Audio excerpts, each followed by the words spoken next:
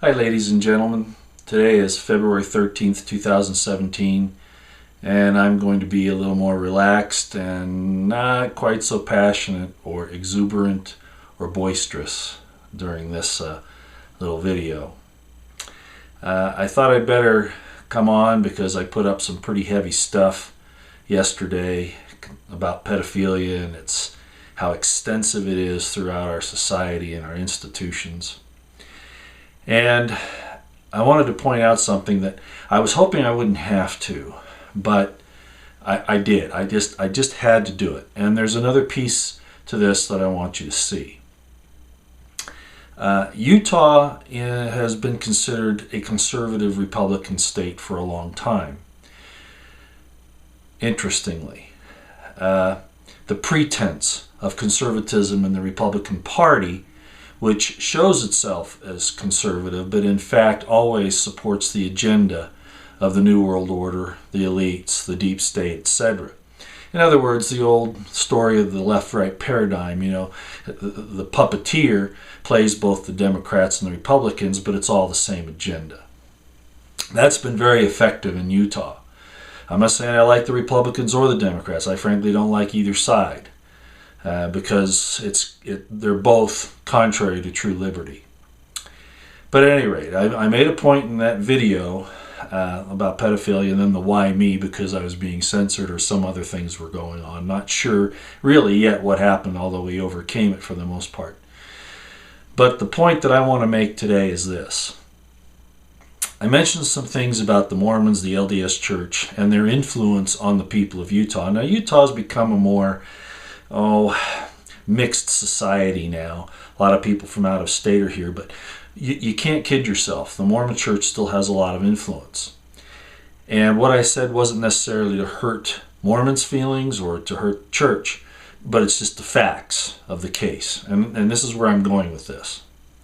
We all know that Trump was not supported by the LDS Church or by the state of Utah. When I say the state of Utah, I mean the people that live here. That it was a Cruz state initially, because Cruz was actually establishment, was inside. And I'm not going to slam Cruz here. I think there's plenty there to do that without me doing it. But the point is that Trump was this outsider who stood against all of this establishment that's so corrupt. Notice that in Utah there was a big push, first of all, for Cruz. And when that didn't work, did you watch and see what happened?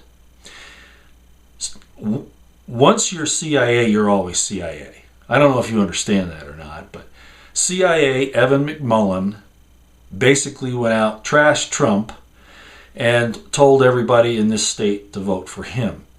Now, Utah, when the electoral process took place, when the convention process took place in Cleveland, the rules were such that the votes finally went to Trump. But that's not what they wanted, because Trump stands against all the things that we've been talking about in the establishment, and in particular the circumstances of the pedophilia and satanic ritual abuse that is very much evident in the upper echelons of the Mormon Church, LDS Church. A lot of people don't want to hear that, but it's just a fact. And I brought some of that out in the last video, and that's just the tip of the iceberg. And again, it's not just that. We know that the New World Order has captured all of the largest of the ecclesiastical institutions. Catholic, evangelicals, born-agains, and Mormons, and on and on. Even the smaller ones, where they can control people there. And it's the government that's doing it, and I think we all understand that. And if you don't understand that, you need to start understanding it. Starting with the thing with Johnson, President Johnson back in the 60s, with the 501(c) to shut, using that as the excuse to shut preachers at the pulpit from talking about politics, when it was in fact the preachers during the revolution that actually charged the revolution, that actually gave it the passion and the understanding and the scriptural basis to fight against tyranny. And of course, people in power don't want that, so they kind of shut it off with this tax thing. Okay, well, that's the first thing. I just wanted to point out that there was an active CIA, New World Order action in the state of Utah that was welcomed and embraced by the senior leadership in the state, both ecclesiastical, Mormon Church, and governmental. And that's why the state did what it did. A lot of smoke and mirrors everywhere. And it's really evident when you start looking below the surface in Utah. And I'm not going to spend any more time on it. I think that's it. Next thing I want to talk about, the links in the description box below. A lot of things happening in Nevada on the Bundy Ranch case, and I wanted to give these to you. I know it's going to take some time for you to look at them, but you really need to. The first is Peter Santilli's interview with Special Agent in Charge Dan Love. I was there. I witnessed the entire thing. You need to look at that and also the information in that article. And then the second article is about what the Department of Justice is trying to do to suppress the evidence that showed that the BLM was out of control and was actually causing people to say, we're not going to put up with this anymore. And the government needs to be held accountable when it uses abuse of force like that, and it was way over the top. I'm not going to spend the time to explain it here, just to say that there was a judge in Texas that even told the Department of Justice that they were wrong to not tell the truth, the whole truth. And he threw the case out as an immigration case that the government, the DOJ, had brought because of that. The same thing should happen in Nevada. If they refuse to bring forth all the evidence, both that, and I know it's adversarial, but we've got to expect more from government than that they just want prosecutions and then convictions. That's wrong. The truth should prevail. I might be idealistic, but the fact that it doesn't shows that the government is not serving us in our best interests, and sometimes is our enemy. So I wanted to bring that. Please view those links. Next, President Trump has done a lot of great things. In my estimation, he had a couple of problems. I mean, there are going to be problems in there anyway. He's just a man. But he's doing his best to try to right the ship of the United States. Okay? It's sinking, and he's trying to bail out the water, get the bad stuff out, and try to get it going again. A couple things he's had some problems with as far as I was concerned. The first was torture. He's backed off on that. He listened to his Secretary of Defense, General Mattis, and conceded that that was not a good thing. And then there's this civil asset forfeiture issue.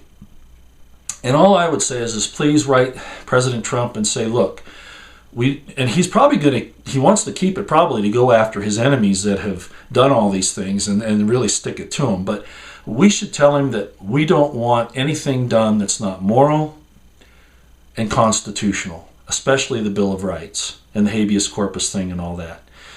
Let's not stoop down and use these unconstitutional laws, okay? Let's take the higher ground. We can still get our enemies. We can still go after them, but we need to do it constitutionally, morally, and from the perspective that we respect their rights, even though they're our enemies. To do otherwise, we become just as bad as they are, and we don't want to do that. Civil asset forfeiture is still the government coming in, and yeah, it's a due process thing, but it's a subversion of that whole principle. And it's taking people's property, belongings, etc., and blaming the property. And it's ridiculous. The government's still taking a person's belongings without finding them guilty of a crime. So we need to change that. It's wrong. Okay? And the same thing about drugs. The drug war is wrong, and Attorney General Sessions needs to understand that prohibition didn't work in the 20s and 30s. It caused corruption, and this drug thing is the same deal. In my video that I did, Mexican Drug War or Insurgency, I explained this. And we should treat the problem with drugs as a medical problem, not as a criminal problem. Look at all the lost lives and everything that's caused. The drug war is a farce, and everybody who understands it knows. We need to back off of it and treat it in an entirely different way. We just need to. I won't go into any more depth on that at this point. I think most people understand. But let Attorney General Sessions know that we've got to change our tactics on that.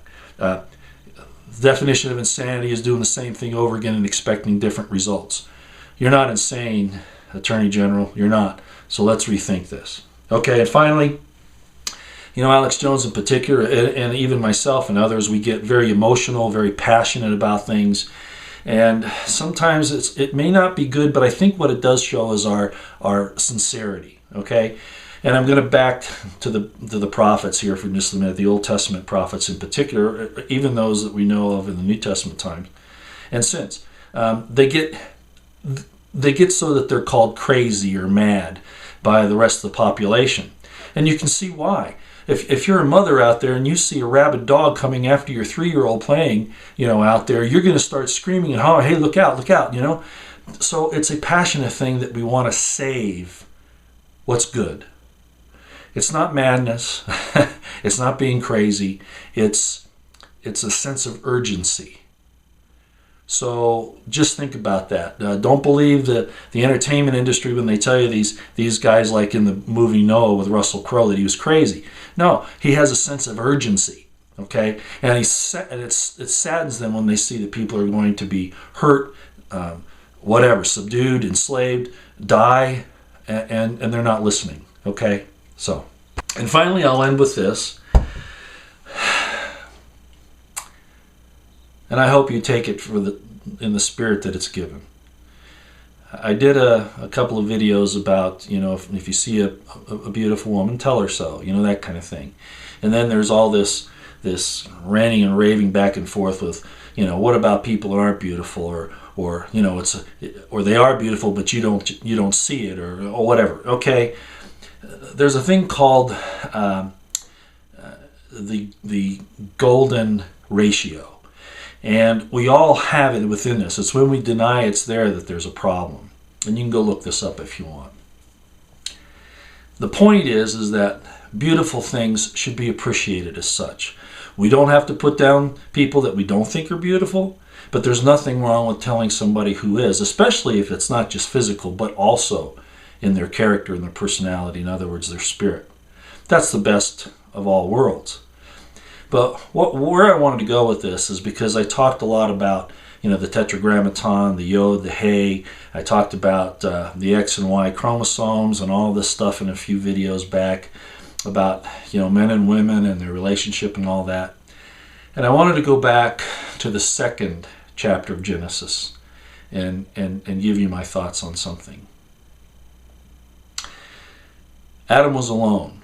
Prior to that, he had his companion. If you read the 1st chapter of Genesis, you'll understand that. But I'll just go to the 2nd chapter here. Adam was alone. God realized he was alone. He said, it's not good for man to be alone. So let's create a woman for him. Adam was put to sleep.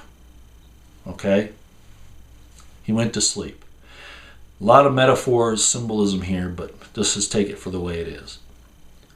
And God used a part of him, according to the story, again, it's metaphor, to make this woman. It's actually an incredible metaphor if you understand it deeply on several levels. But the point is this. He went to sleep alone. He woke up, and here's this beautiful woman there. Imagine what his heart felt like. That is, his companion, this beautiful woman, this female, and I know, the story of, her eating the forbidden fruit first and all that, but that's another issue at this point. The point is, we're supposed to feel these feelings. And I think that's a beautiful story, that he didn't just have to dream about her anymore, that she was real in front of him. May we all have our dreams fulfilled. Out here.